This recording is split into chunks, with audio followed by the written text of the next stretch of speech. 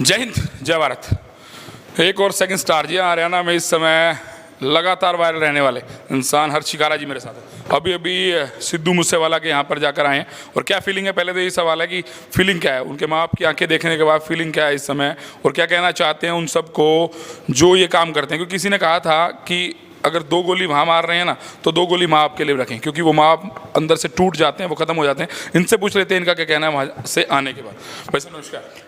नमस्कार। आपको भी जितने दर्शक साथी आपके चैनल के माध्यम से मेरी आवाज़ सुन पा रहे हैं, सभी को हर्ष शिकारा की तरफ से हाथ जोड़कर राम राम। वैसे वहाँ जाने का फीलिंग क्या थी? पहला सवाल तो ये कि वहाँ जाने का मैंने देखा, मैं जब गया तो मैं तो शायद घर आया तो रात को मुझे पूरी रात नींद नहीं आई उनके फादर साहब से बातचीत करने के बाद। देखो, जो सिद्धू भाई हैं उनकी उम्र मात्र 28 साल थी, और 28 साल की उम्र में इतना बड़ा चेहरा बनना, एक मैं ये कहता हूँ बहुत ही बड़ी बात है। हम खाली सोच सकते हैं उन चीज़ों को, उसके परिवार ने वो चीज़ें महसूस की है। एक 28 साल के लड़के ने अपने क्षेत्र का नाम करे, अपने गांव को चमका दिया। उस गांव के जितने भी आदमी, सबका एक ही कहना है, हमारे गांव को और हमारा जो ये क्षेत्र था इसको कोई जानता ही नहीं था। अगर यह किसी चीज़ से प्रचलित हुआ, फेमस हुआ है, तो सिर्फ सिद्धू मूसेवाले के कारण। और रही माता पिता की हालत की बात आप कर रहे हो, उनके पास सिर्फ और सिर्फ एक ही औलाद थी। हमारे हरियाणा में एक कहावत है, कोई भी माता पिता ये नहीं जीवन में ये नहीं चाहता, जो सबसे बड़ा जीवन का दुख होता है वो ये होता है अपने पुत्र को कंधा देना, अपने बेटे को कंधा देना। तो जो सबसे बुरा समय वो उनके साथ गुजर रहा। आप सोचने की एक बात है, इतनी बड़ी कोठी, इतनी गाड़ी घोड़े, सारी चीज़ें, इतना मशहूर था, पैसा भी कमाया, सब कुछ उसने किया है, वो किसके काम आएगा? माता पिता बूढ़े हो चुके हैं, ना ये है कि किसी दूसरी संतान की, औलाद की दोबारा से वो सोच सकते हैं, क्योंकि उनकी वो उम्र नहीं है। लेकिन मैं एक बात जो कहना चाहता हूँ, मैंने जीवन में बहुत सारी मौतें देखी, खुद मैंने अपने परिवार से भी देखी। मेरा परिवार भी, मैं बचपन में ही छोटा था तभी तहस नहस हो गया था। ये चीज़ें देख के आंखों में आंसू नहीं आते। लेकिन जब उसके माता पिता की हालत देखी ना, दुख देखो हद से ज़्यादा है, उस दुख को आका नहीं जा सकता, ना ही उस दुख को हम बांट सकते, क्योंकि उस दुख को वो परिवार ही समझ सकता। उसका पिता इतना मजबूत, इतना स्ट्रॉन्ग लग रहा था। उसका ये कहना था, ये बेटा मेरा नहीं, ये बेटा पूरे हिंदुस्तान का था, इसने नाम पूरे हिंदुस्तान का किया। यही उसकी माँ कह रही थी, मेरा जो पुत्र था ना, उसने हिंदुस्तान का नाम किया है। वो मेरी गोद से पैदा हुआ था, लेकिन वो मेरा बेटा नहीं रहा, वो अमर हो गया, हमेशा हमेशा के लिए अमर हो गया। आपने एक चीज़ और देखी होगी, पिछले 1 हफ्ते से जब से यह कांड हुआ है, हर जगह आप कोई शादी देख लो या आप कोई गाड़ी देख लो, हर जगह सिर्फ और सिर्फ सिद्धू मूसेवाला के गाने चलते हैं। उसकी जो फैन फॉलोइंग दिखा रखी थी, सर्चिंग दिखा रखी थी, पाकिस्तान जो हमेशा से हमारा दुश्मन देश है, उसके अंदर 100 में से 100% थी। यानी कि हिंदुस्तान से भी ज़्यादा उसको पाकिस्तान के आदमी जो हैं वहाँ की जनता प्यार कर रही थी। हिंदुस्तान में उसकी 88% थी, तो वहाँ की सर्चिंग 100% थी। अब आप एक चीज़ सोच के देखो, हमारे एक हिंदुस्तान के बेटे से पूरा विश्व इतना प्यार करता है। एकलौता हिंदुस्तानी, पूरा विश्व, यानी कि पूरे विश्व के जो टॉप बड़े बड़े स्टार, उनमें उसका नंबर लगभग 20वें नंबर पे था, 19, 20 या 21वें पे। ये हमारे लिए अपने आप में गर्व करने वाली बात है। और ऐसे बेटे को आपसी लड़ाइयाँ या बदमाशों के आपसी गुट खा जाते हैं, प्रशासन के लिए सोचने की बात है। यानी कि जो अच्छा कर रहे हैं वही ख़त्म होते जा रहे हैं। पीछे का इतिहास उठा के देख लो आप, पिछले जो 5, 7, 10 मर्डर हुए हैं या हर रोज़ आम पब्लिक मारी जाती है, वही इंसान मारा जा रहा है जो अच्छा कर रहा है।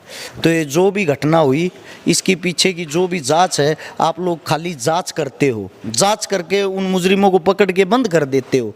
इससे क्या होगा? वो सरकारी रोटियां खाते हैं और एंजॉय करते हैं, अंदर बैठ के फिर किसी को धमकी दे देते हैं।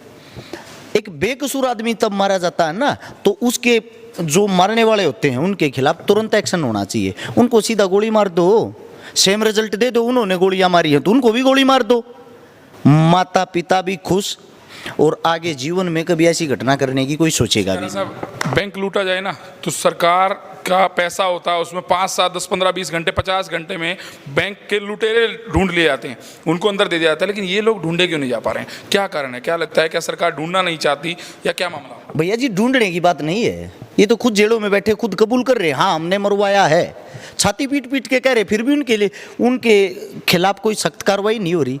उनको ऐसे ट्रीट किया जा रहा है, तब उनको तारीखों पे लेके आते हैं जैसे कि ये हिंदुस्तान के सबसे बड़े योद्धा हैं। इन्होंने तो पता नहीं कितना बड़ा क्या कर रखा है देश के लिए। क्या है जो, एक तो हमारी मीडिया, एक हमारी सोशल मीडिया, इन्होंने उन शहरों को इतना बड़ा बना दिया, पता नहीं जैसे देश को वही चला रहे हैं। और मैं आप लोगों को एक बात और बता देता हूँ, जो आपका सवाल है, आपका जो कहना है, मैं ये कहता हूँ इनको है ना, एक बारी कुत्तों की तरह नंगा करना आप लोगों ने शुरू कर दिया, दोबारा से ऐसे बदमाश ऐसे क्रिमिनल जन्म नहीं लेंगे।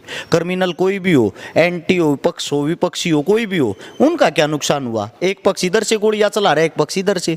मर तो आम जनता रही है, आम जनता के बारे में सरकार कोई कदम नहीं उठा रही।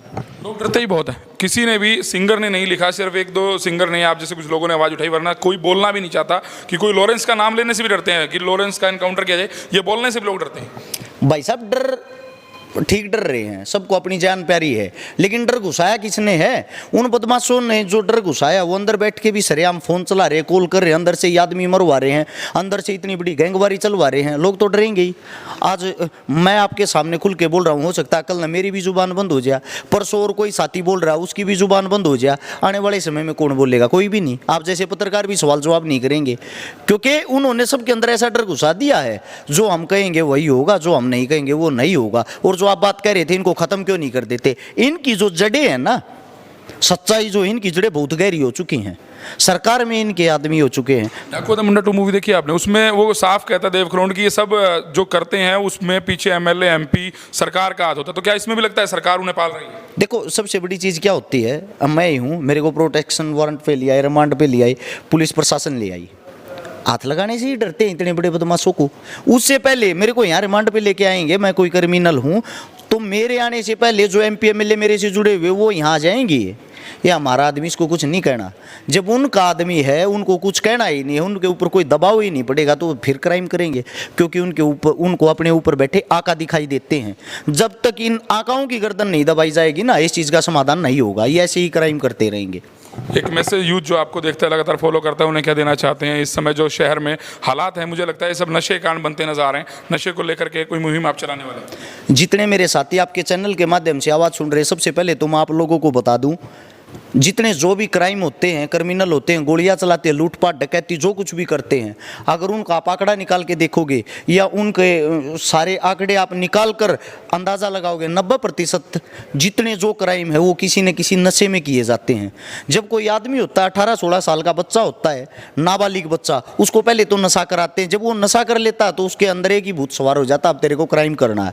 और उसको जो पढ़ाई जाती वो वही कार्य करता है।